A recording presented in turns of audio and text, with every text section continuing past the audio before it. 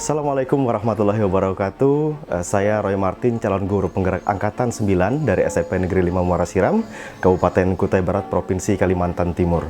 Nah, dalam kesempatan ini saya ingin menyampaikan refleksi dari beberapa materi atau koneksi antar materi yang sudah dipelajari selama 2 minggu ini terkait dengan pemikiran Ki Hajar Dewantara.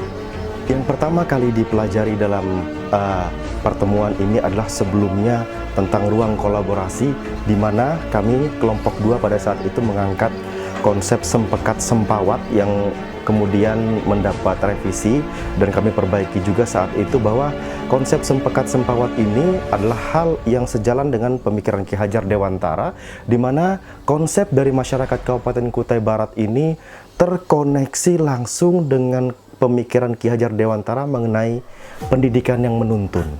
Dan dalam konsep sempekat sempawat ini, segala hal yang dilakukan dalam mengambil keputusan perlu dipertimbangkan dan diputuskan secara bersama. Nah, nilai inilah yang sebenarnya dapat diterapkan dalam pembelajaran. Dalam pembelajaran, kami selaku guru melihat bahwa hal ini menjadi penting ketika di dalam kelas memiliki siswa yang beragam. Kemudian siswa dengan latar belakang heterogen ini sebenarnya bukan sebuah kelemahan, tetapi suatu kekuatan yang dapat dijadikan untuk menunjukkan keanekaragaman budaya kita. Kemudian mencermati dari beberapa pemikiran Ki Hajar Dewantara terkait dengan asas-asas pendidikan, saya menyimpulkan ada beberapa hal yang perlu dikemukakan atau diangkat di dalam pembahasan ini atau koneksi antar materi ini. Materi atau asas-asas pemikiran yang disampaikan oleh Ki Hajar Dewantara sangat universal, namun penerapannya konkret dan dapat diterapkan di mana saja. Yang pertama, beliau menyampaikan bahwa pendidikan merupakan upaya kita untuk menyediakan, kemudian memberikan dan mempersiapkan peserta didik atau murid ini untuk mampu beradaptasi di dalam masyarakat. Tidak hanya mampu untuk menentukan atau berdaulat dengan dirinya sendiri, tetapi juga diharapkan mampu membentuk pribadi yang dapat bermanfaat untuk masyarakat dimanapun ia berada. Itu adalah materi yang pertama. Nah, dalam materi ini bukan hanya untuk kepentingan dirinya sebagai manusia, tetapi juga ditujukan sebagai kepentingan dirinya sebagai anggota masyarakat. Kemudian Ki Hajar Dewantara juga mengumpamakan antara pendidik dan yang dididik atau murid ini seumpama petani kemudian dengan hal yang ditanam atau sesuatu yang ditanam. Nah, petani di sini memberikan pupuk, memberikan atau melakukan penyemaian, dan siswa ini atau murid ini yang dengan latar belakang yang berbeda-beda diumpamakan sebagai padi atau sebagai tanaman yang nantinya dapat tumbuh. Kemudian dalam pertumbuhannya ini tidak bisa kita dikte dia mau jadi seperti apa, karena mereka sudah membawa bakatnya masing-masing. Nah, sama diumpamakan dengan jagung dan padi. Nah, di sini beliau menyampaikan bahwa kalau jagung ditanam, kemudian padi ditanam, maka buahnya tetap menjadi buah jagung atau buah padi. Meskipun perlakuannya mungkin kita samakan, akan tetapi hasilnya juga akan berbeda. Seperti itu, karena bibitnya memang sudah berbeda.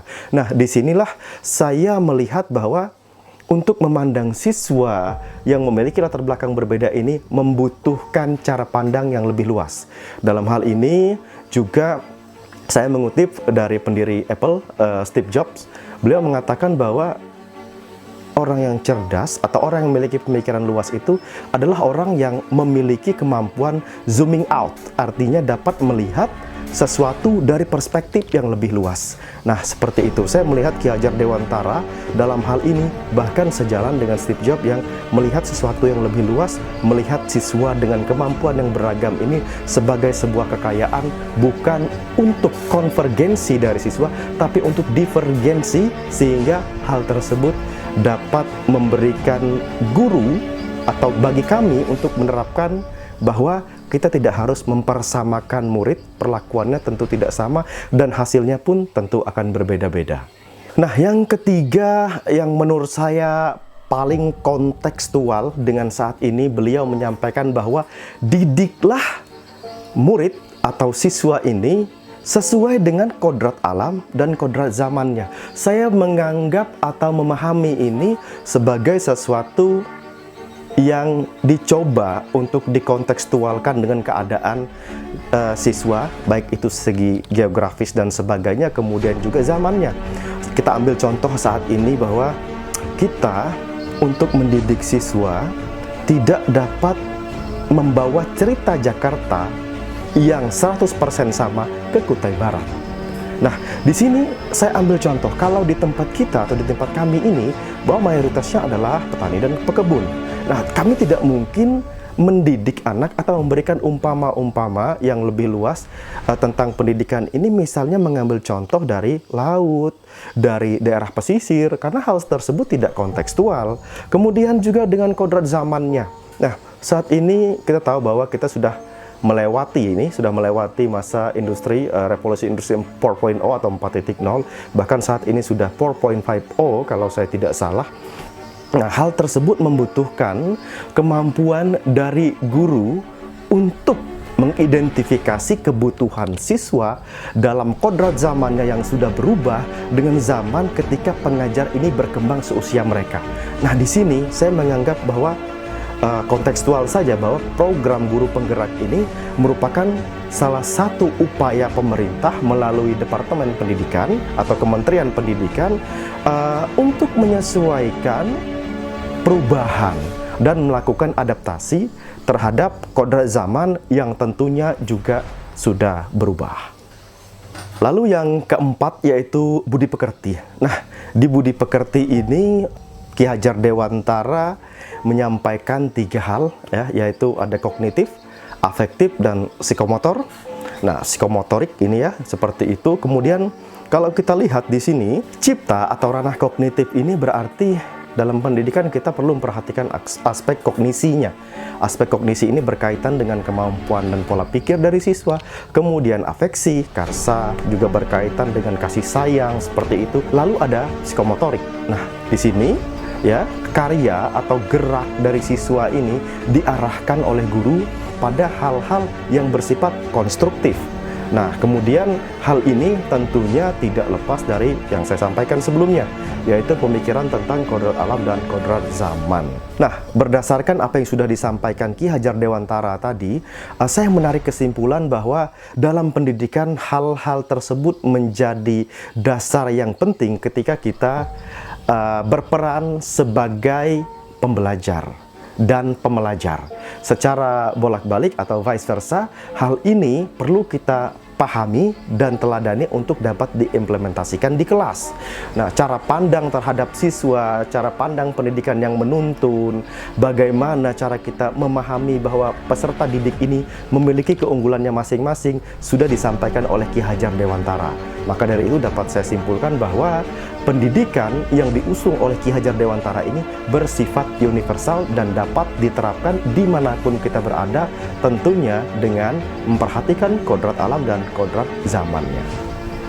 Ya, berdasarkan materi yang sudah dipelajari sebelumnya, kemudian pembahasan dengan fasilitator, pengajar praktik, beserta rekan-rekan calon guru penggerak Angkatan 9, saya dapat menyimpulkan bahwa apa yang sudah saya lakukan sebelumnya sangat-sangat dapat diperbaiki dengan mempelajari dasar-dasar pemikiran Ki Hajar Dewantara ini.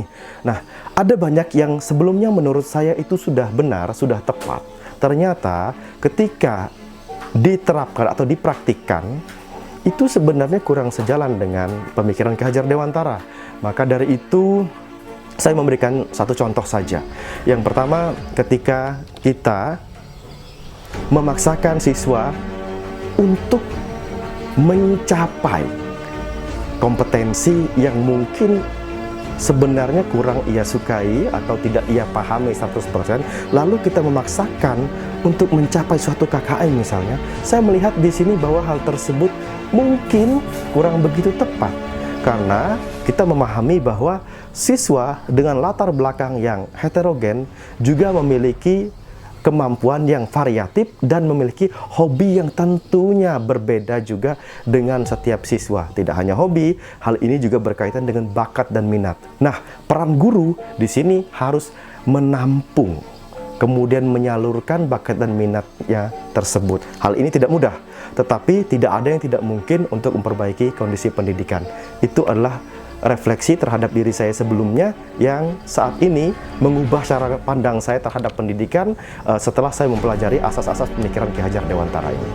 Kemudian apabila diminta untuk mengkonstruksikan kembali pemikiran-pemikiran Ki Hajar Dewantara dalam bentuk implementasi pengajaran di kelas, saya sudah mencoba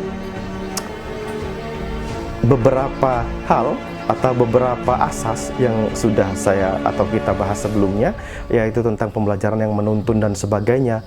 Saya menjadi mengajar lebih tidak ada beban. Dalam hal ini bukan berarti tidak ada beban ini tidak menyampaikan apa-apa, akan tetapi saya ketika memahami bahwa siswa sudah memiliki kemampuan yang berbeda, maka dari itu saya tidak akan memaksakan hal-hal yang menurut saya benar dan belum tentu dibutuhkan oleh siswa.